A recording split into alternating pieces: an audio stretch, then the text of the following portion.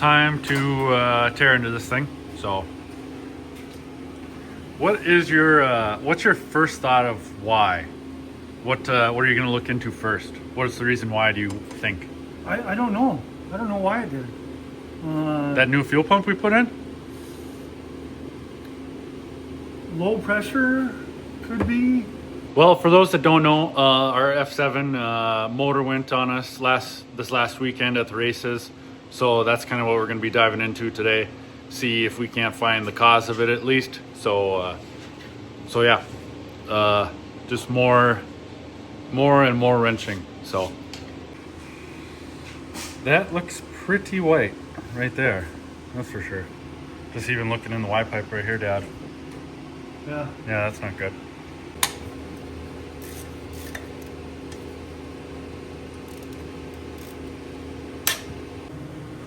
Oops.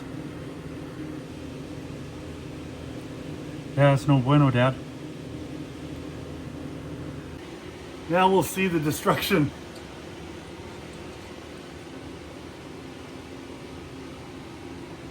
There's still parts floating on top. Ugh. That's not good. It's just aluminum. Yeah.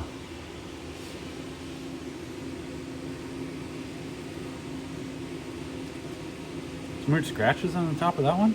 Or is that just... No, that's melting off the top of the piston. Oh no, I was looking at the other one. And you just had those power valves apart before Pine Lake, right? No, I never took them off. Oh, I thought you cleaned those. Nope. Oh. Brody, like we said, Brody kind of got the short end of the stick of race prep, but he ended up winning. But it actually lasted for him too. It didn't blow up on him. So.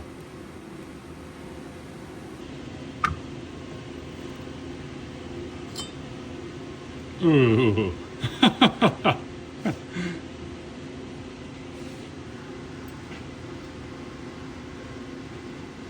As Kyle would say, yeah, that's gonna be a no for me, dog.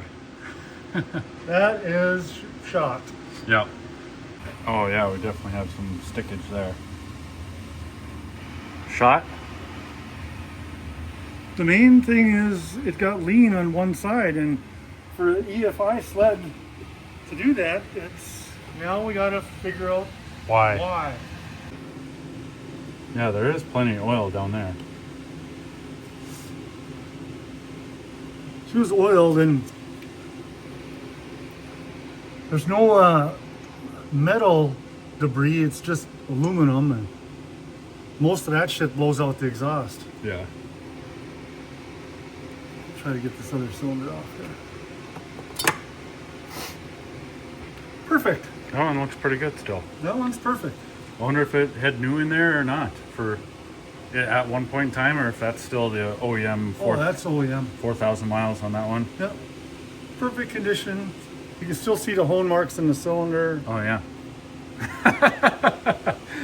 Just terrible luck. So checking the fuel pump now for some pressure. 30. Not enough. What's it supposed to be? It's supposed to be 40. Hmm. These fire cats, you got to take apart the front end to get to the back end. So all this has got to come apart to get this out, to get the throttle bodies out, to get the reeds out. Yeah. So another day of wrenching in the garage here. The Firecat teardown project is going to be kind of pieced together here, like a little bit here and there. Not sure on how much recording we're going to do of it, just because we're kind of both working on different things at the same time here. So give a shout out to North Country Hardware here on the 4-stroke. So luckily with Sean and Bryce Johnson there, both Arctic Cat enthusiasts, Dad was going in there to just get some cleaning supplies and whatnot, and Bryce actually said he's got a Firecat cylinder for sale, or that he had available. So Dad was able to get that from him. So at least that solves our cylinder problem. So really appreciate that from Sean and Bryce Johnson. So yeah, continue kind of piecing this thing apart and seeing kind of what the issue was. we're almost thinking, we talked to our buddy Nate Lindham as well, almost thinking that it could be an injector issue with how good the one cylinder side looked and how bad the other piston looked. So that's kind of another diagnosis thing that we're going into now. So we'll see. Bunch of things that could have been, I guess. Cylinders are ready to go, so that's nice. So just need pistons, rings, gasket kits, all sorts of fun stuff.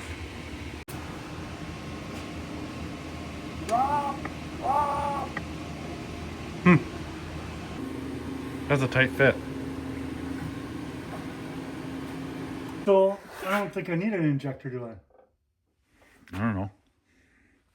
So just pulled these reeds out, and like out of the ZR440 or the ZRT, these are actually some of the best reeds that we've pulled out of one of these older Arctic Cat sleds. So very surprising to see, but very, very happy to see that though as well.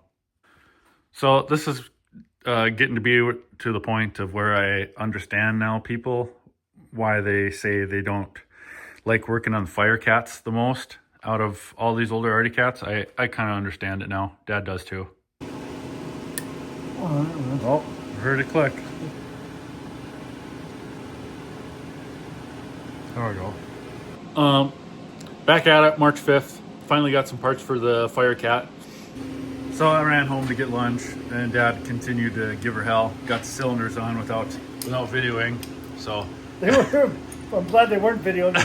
They were a bitch to get on there. huh. You ever broken one of them off? No. That's why I use the torque wrench. Power valves on. So you said it looked like somebody had already cleaned them though? They were pretty clean. They weren't bad. Well, they both go up and down, so that's good.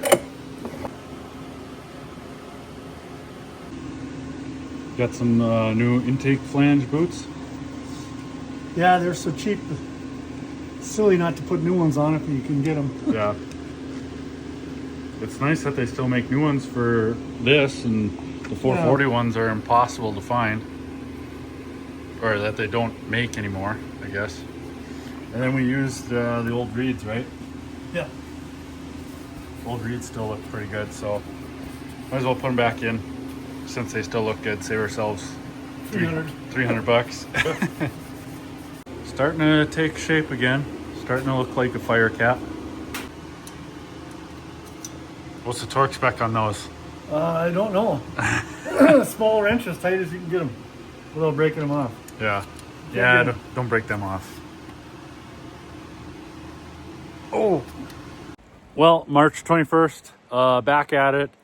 Finally got a fuel pump in the F7. Dad's kind of been doing the run around on fuel pumps on this thing. Ones that are down on pressure and hard to get, and finally got one in there, good pressure. I've been back at work all week, so I haven't really been able to film Dad putting that in there. So we're gonna get it outside right now and see if it starts and runs and go from there. So predictions?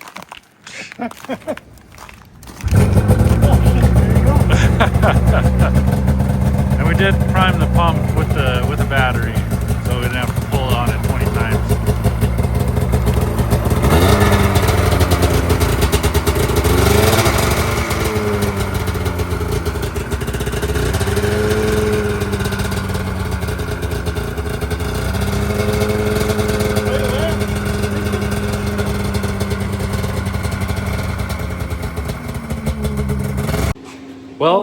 Well, it runs. Seems to be running better than when it blew up on us down at Walker. So we might get it out on the lake maybe this weekend, if we're maybe next weekend if there's still good ice. So we'll see. But yeah, that's the end of our F7 epidemic of the rebuild. But yeah, slowly transitioning into dirt bike season right now. So we'll see. We just got the ZRT in the work area to get that bulkhead fixed of blowing out that A-arm down at Walker as well on Sunday. So gonna be working on that. But yeah, gonna kind of tinker around in the shop here. Maybe just video some dirt bike stuff, put putting new chain and sprockets and forks and shock are down at VS3 right now, so maybe we'll video that kind of stuff too. So, but thanks again for everybody watching, liking, subscribing. Really appreciate it. So.